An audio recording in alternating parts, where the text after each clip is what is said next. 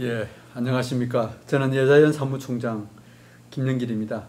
특별히 오늘 서울시 행정명령에 대한 가처분 판결 결과를 두고 우리 여자연의 예배회복위원장이신 손현보 목사님과 같이 오늘 기자회견, 여자연에 대한 기자회견을 실시하도록 하겠습니다.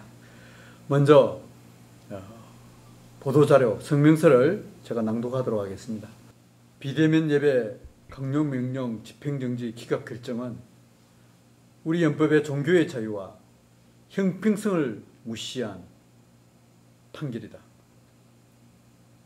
어제 서울지역교회 목회자 성도 9명이 지난 7월 28일 서울특별시장을 상대로 서울행정법원에 제기한 서울시의 대면예배 19명 제한 및 과거 방역수칙 위반 교회에 대하여 대면예배 불가 명령에 대해서 집행정지 신문이 어제 10시부터 1시간가량 진행되었다. 신문에는 여자연 대표인 김성규 변호사, 춘천지방법원 법원장 출신인 성기문 변호사 등 기독법조인들과 은평제일교회 성도님, 의료 전문기관인 경기도 의사회 회장님 등이 직접 신문길에 참석하여 변론을 통해 형평성에 어긋나고 종교의 자유를 침해하는 대면예배 19명 제한 명령 등의 잘못된 점에 대하여 충분한 자료를 제시하며 다투었다.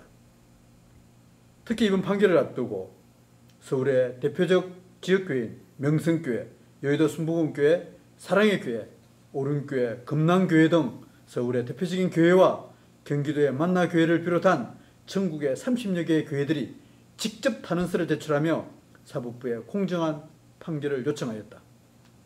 그럼에도 불구하고 오늘 서울행정법원에서는 서울시의 대면예배 19인의 제한 명령 및 과거 방역수칙 위반 교회에 대해 대면예배 불가 명령에 대한 집행정지 신청을 기각한 것에 대하여 실망감과 안타까움을 표하지 않을 수 없다. 이번 기각 사유로 제시한 판결문에서 그 한계점은 너무나도 분명하다. 첫째, 판결문에서 7월과 8월에 발생하고 있는 확진자 숫자를 그 근거로 내세우고 있다. 그러면 확진자가 적으면 4단계로 올리지 않거나 또 예배에 대해서 통제하지 않을 수 있단 말인가? 확진자 숫자만을 가지고 우리의 가장 기본권인 교회 예배에 대하여 통제하는 것은 정말 어불성설이다. 이번 코로나 전국에서 너무나 통탄할 일은 어떤 상식과 논리가 다 무너졌다는 겁니다. 우리 감염법 예방법이라고 하는 감염법 예방법 49조가 지금은 무소불위의 권력을 휘두르는 그런 법이 되었습니다. 헌법 위에도 있고 법률 위에도 있고 나치의 수권법보다도 더 강력한 것이 이 감염법 예방법이죠. 감염법 예방법 하나를 가지고 정부는 자기 하고 싶은 모든 것들을 다 하고 헌법의 자유든 무엇이든 신체의 자유든 다 억압을 하고 구금도 하고 불법을 다 저지르고 있고 이것은 언젠가 이 코로나 시대가 끝나고 나면 반드시 저는 심판을 받을 것이라고 생각을 합니다. 정부는 작년에 목사님들을 청와대에 불러 모아놓고 방역은 과학이다. 목사님들이야말로 오히려 협력을 해야 된다. 미안해하고 사과해야 된다. 목사님들 앞에서 이 종교를 하나님께 예배드리는 것을 미션 정도로 치부하면서 방역은 과학이라고 무안을 주고 겁박을 했습니다. 그런데 여러분, 지금 저는 내 머리를 이리 돌리고 저리 돌리고 천번만번 이해를 하려고 해도 이거는 순수한 방역이라고 생각할 수가 없는 겁니다. 한번 생각해 보세요. 실내에는 위험하다고는 실내에는 5,000명도 들어가고 백화점, 카페, 식당 다 들어갑니다. 어린이 놀이시설, 공원 전부 다 들어갑니다. 그런데 야외에서는 1인 이상 모임을 갖지 말아라. 집회가 금지되었습니다. 여러분 상식적으로 생각해 보세요.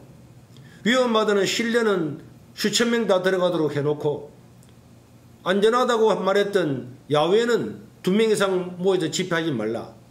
이게 논리적입니까? 이게 방역입니까? 이게 과학입니까? 이게 과학이라면 언제부터 우리나라 과학이 이렇게 달라졌습니까? 그리고 모든 다른 시설들의 문을 다 열어놓고 교회만 문을 닫았습니다.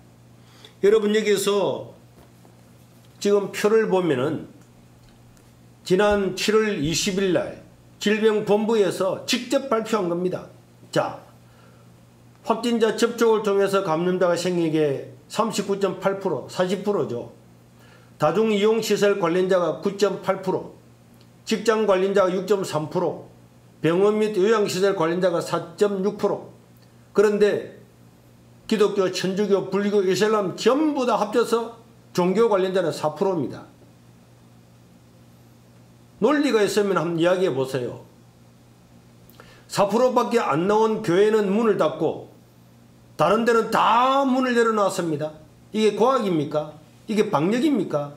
이걸 어떻게 수긍할 수가 있겠냔 말이에요. 자기들이 지금 2주 전에 발표한 내용입니다.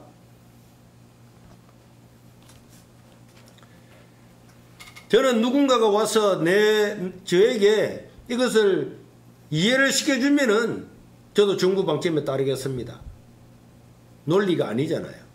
논리도 아니고 상식도 아니고 어린아이들도 다 알 수 있는 이야기를 하고 있는데도 이걸 따른다고 하는 것은 이거는 우리를 개, 돼지와 마찬가지로 취급을 하고 전체주의나 공산주의처럼 말하면 따라와.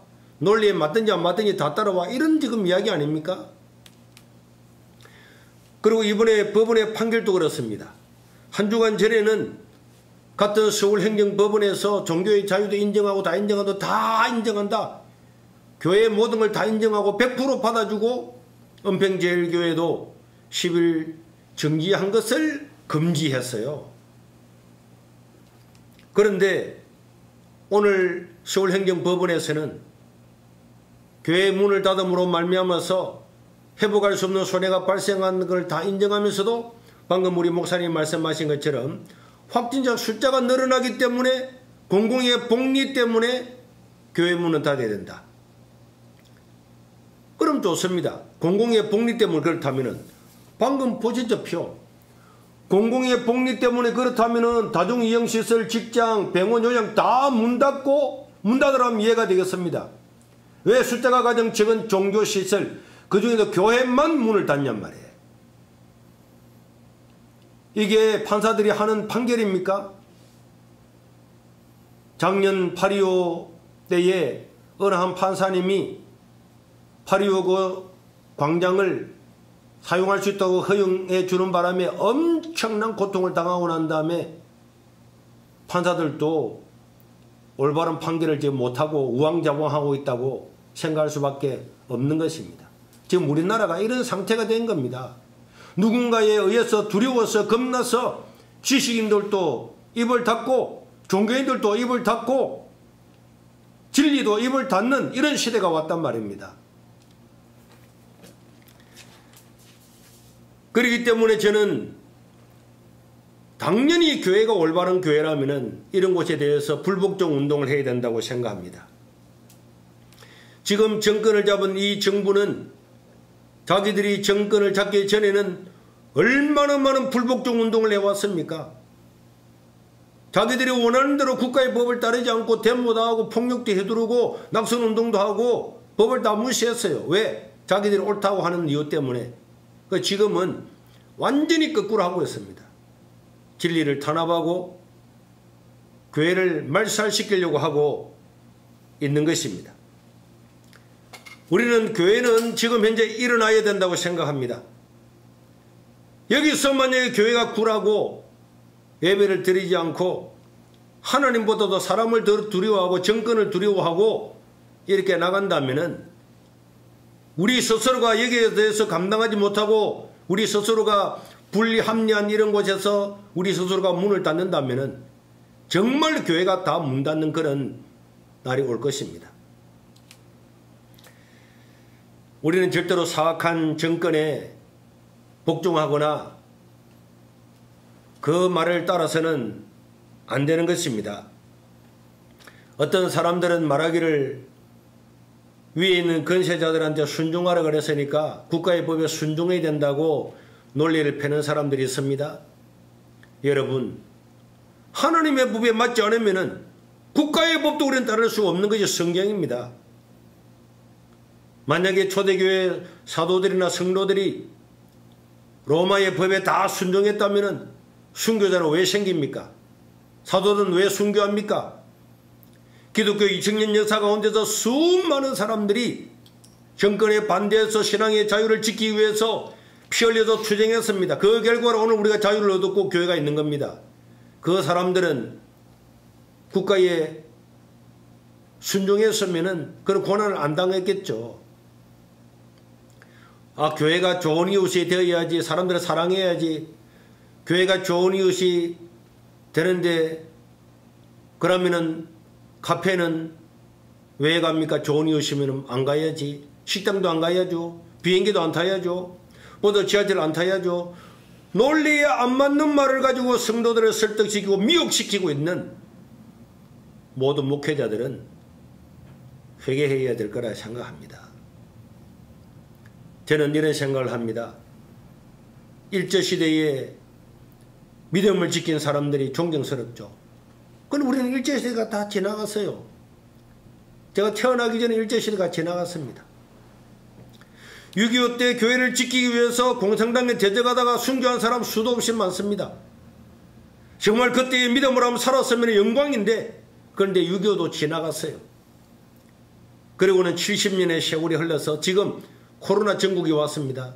저는 제 양심상 이야기를 합니다. 마지막 때에 우리가 신앙을 지켜야 될 때가 왔다. 이때가 지나고 나면은 통탄할 겁니다. 이 코로나 때야말로 하나님을 섬기는 기회입니다. 하나님을 두려워해야지 이 세상 권력이나 정부에 벌벌 떨고 교회 문도 닫고 논리지기도 않고 법률적으로도 위헌이고 직권남용이고 다 언젠가는 심판을 받아야 될 이런 것들에 대해서 우리가 하나님의 말씀을 저버리고 문을 닫는 것은 결단코 있을 수가 없습니다. 모든 한국교회가 분연히 일어나서 이런 사악한 정권의 명령을 거부해야 되는 거고, 제 개인적으로는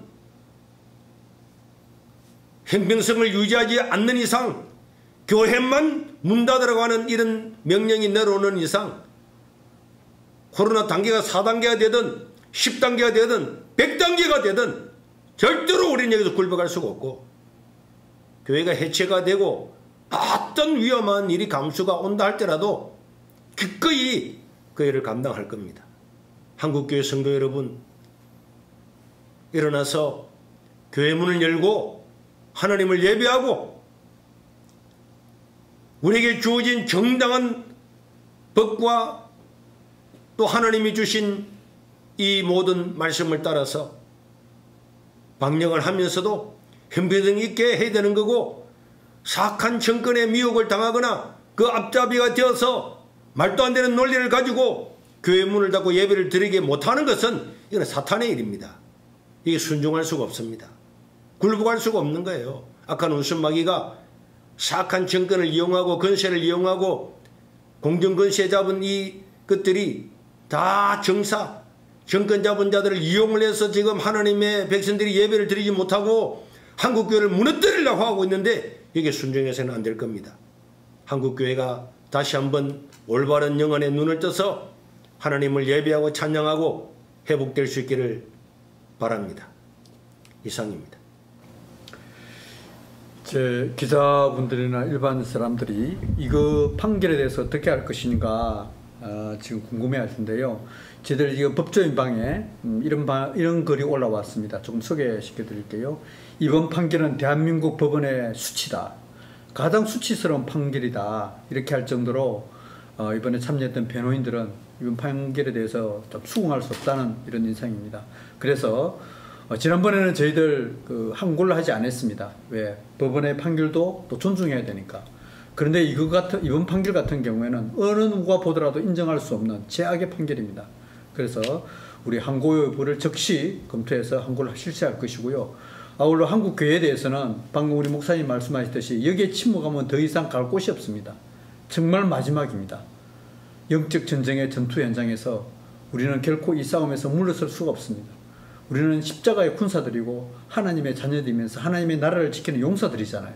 여기서 물러설 수 없기에 우리 여자연에서는 최고의 예우를 갖추면서도 또 최선의 대우를 갖추어서 우리 사랑하는 성도님들, 목회자들과 함께 할 것입니다. 다시 한 번 더 우리 여자연을 위해서 헌신해 주시고 기도해 주신 모든 분들에게 감사를 드리며 이번 전쟁은 결코 끝나지 않은 우리 주님 오실 때까지 영원히 이 싸움은 계속될 거라 생각하고 다시 한 번 더 힘을 모아주시면 대단히 감사하겠습니다. 이상 모든 기자회견 순서를 마치겠습니다. 대단히 감사합니다.